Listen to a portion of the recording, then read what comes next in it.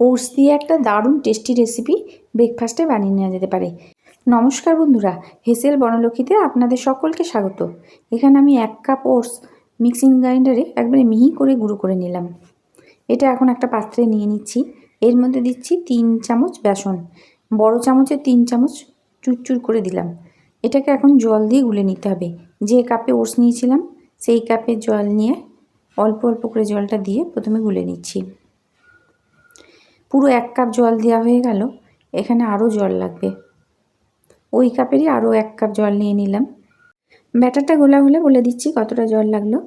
ওটসের অনেক রেসিপি খেয়েছেন, কিন্তু এই রেসিপিটা একবার অন্তত বানিয়ে খেয়ে দেখুন, খেতে খুবই ভালো লাগে। স্কুলের টিফিনেও বাচ্চাদেরকে এই রেসিপিটা বানিয়ে দেওয়া যেতে পারে। ওটসে অনেকটাই জল টানে, তাই এখানে 1 কাপ ওটস দিয়েছিলাম, তার জন্য আমার পুরো 2 কাপ জল লাগলো ওই কাপেরই। ঢাকা দিয়ে এটাকে 10 মিনিট রেস্টে রাখবো। 10 মিনিট পর ঢাকনাটা খুলে দেখায়, দেখুন ওটসটা অনেকটাই পুরু হয়ে গেছে। এটাকে আরেকবার খুব ভালো করে ফেটিয়ে নিতে হবে, যাতে কোনো রকম গুটলি পেকে না থাকে, ঠিক সেইভাবে ফেটিয়ে নিতে হবে। আমি আরও কিছুক্ষণ ধরে এটাকে ভালোভাবে গুলে নিলাম। দেখুন ব্যাটারটা ঠিক এখন এইরকম হয়ে আছে। এখন এর মধ্যে দিব চিলি ফ্লেক্স, একটা শুকনো লঙ্কা কাঁচি দিয়ে কুচি করে কেটে নিয়েছি, দিয়ে দিলাম।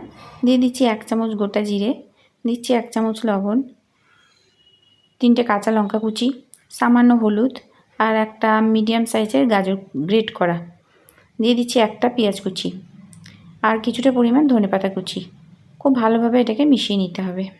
সবজিগুলো যত কুচি করে কাটা হবে ততই ভালো হবে, তার জন্য আমি গাজরটাকে গ্রেট করে দিয়েছি আর পেঁয়াজ, একটা বড় সাইজের পেঁয়াজ খুব কুচি করে কেটে মিশিয়ে নিলাম।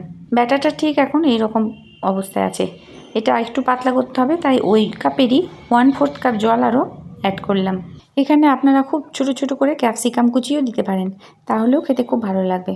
আর ব্যাটারটা ঠিক এইরকম ঘনত্বের হবে। এখন চাটু গরম করে চাটুতে দিচ্ছি ছোটো চামচের 1 চামচ সাদা তেল। তারপরে 1 হাতা করে ব্যাটার এর মধ্যে ছড়িয়ে দিচ্ছি, আর ব্যাটারটা ঠিক এইভাবে গোল করে দিচ্ছি ছড়ানোর পরে। এটা খুব পাতলা হবে না, একটু মোটা হবে। হাতার সাহায্যে ঠিক এইভাবে একটু গোল করে দিচ্ছি। ওপর দিকটা যখন শুকিয়ে আসবে তখনই এটা উল্টাতে হবে। গ্যাসের ফ্লেম লোতে করা আছে। একটু সময় লাগে ভাজতে। যখন ওপর দিকটা এরকম শুকিয়ে আসবে তখন ওপর থেকে একটু সাদা তেল দিয়ে দিচ্ছি। তারপর এটা উল্টাতে হবে।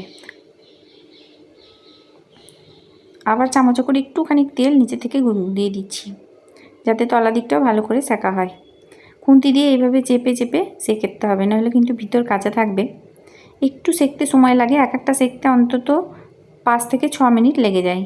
বানানোটা খুবই সোজা, কিন্তু একটু টাইম দিয়ে সেঁকতে হবে, তাহলে খেতে বেশ ভালো লাগবে। এইভাবে উল্টে পাল্টে খুন্তি দিয়ে একটু এইভাবে চিপে চিপে এগুলো ভেজে নিতে হবে।